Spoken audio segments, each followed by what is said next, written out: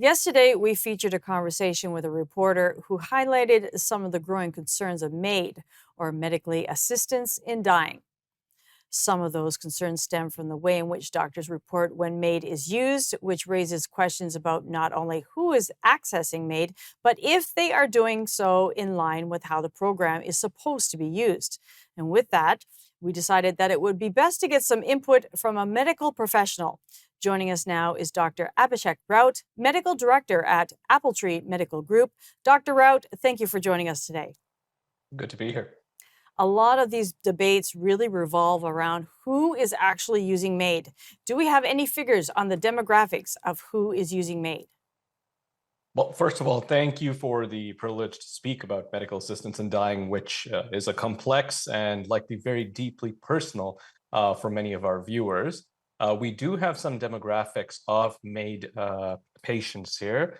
In 2022, there were about 13,000 instances of MAID reported in Canada, slightly more males at 51.4% compared to females, which was 48.6%. Average age of individuals that used MAID was about 77 years old, which tells us that MAID is being used by a diverse group of people across many age groups.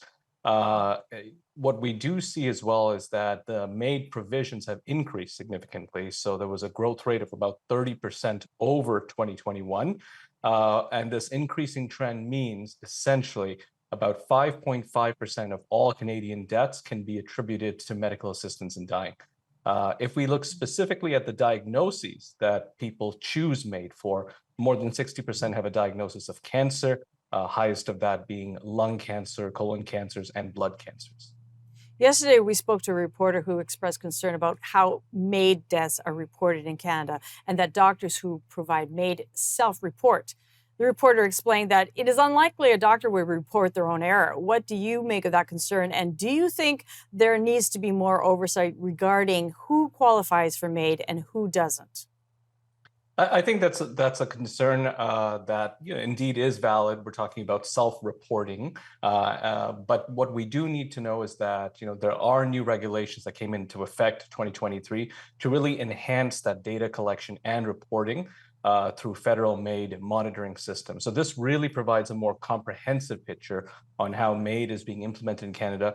And it also, by regulation, really requires physicians, nurse practitioners, any of the assessors, pharmacists, and pharmacy technicians to provide information related to the requests for and provision of any medical assistance in dying. There's also a lot of debate over MAID being expanded to those suffering with mental illness. As a medical professional, how do we balance fair access without having MAID be abused or used in scenarios where it shouldn't be?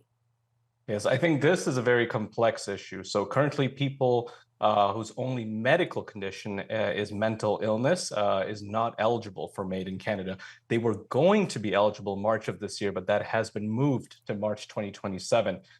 So really looking at a balance of access with safeguards, it's something that's going to be an ongoing dialogue between medical professionals, ethicists, legislators, and most importantly, patients and the public. But I think we should also learn from other countries. And 6 of the countries where a MAID similar program is currently legal, mental disorders are accepted as disorders for which MAID can be granted. So, what has been the response of the medical community to the rollout of MAID? Excuse me. So I think the medical community's response to MAID has been varied. We know a lot of healthcare professionals strongly support it as a compassionate response to suffering, and some do have ethical concerns about it. I think as a community, we've definitely pushed more to listen more to our patients about their reasons for MAID, both at home but also internationally. So looking at it from a global health and global medical community perspective, many other countries also have similar programs to MAID. We're talking about the Netherlands, Switzerland, Germany, 11 of the states in the United States, Australia, France, and even Japan. So taking those lessons into account, I think the medical community has really reached out to make sure they have a good understanding of MAID and how best they can support the patient. And in your view, are legislators responding to the concerns of medical professionals appropriately? We have 30 So I think seconds. that's a good question. We've seen the laws on MAID evolve significantly since its inception in 2016. So there have been a lot of changes, and that's been changes in response to feedback for over 300,000 Canadian experts, practitioners and stakeholders.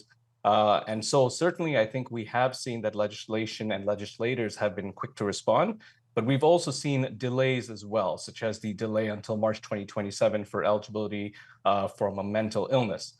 So I think as long as we really put our patients first, I think our legislators would make the right decisions for our country.